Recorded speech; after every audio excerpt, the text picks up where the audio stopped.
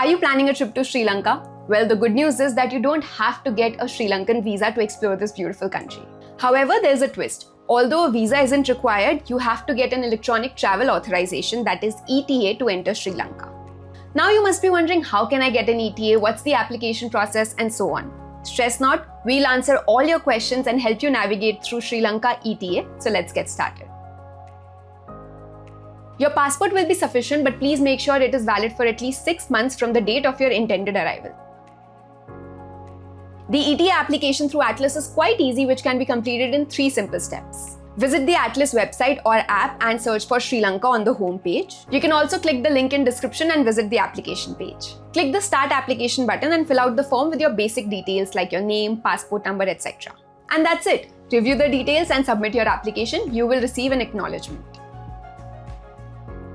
The Sri Lankan ETA is valid for 30 days and you can extend your short visit visa in Sri Lanka for up to 6 months. You initially receive 30 days, which can be extended for 60 days, followed by 90 days and then 90 days again. These are the 3 things you need to show when you enter Sri Lanka: ETA approval, passport, and return flight tickets. Sometimes the immigration officer might ask to check your hotel booking details, so it's better to keep them handy. First, enter your date of birth, nationality, and passport number exactly as shown on your passport. Second, working is not allowed on a short stay visa. And that's it. With these simple steps, you're all set to experience the beauty of Sri Lanka without any hassle.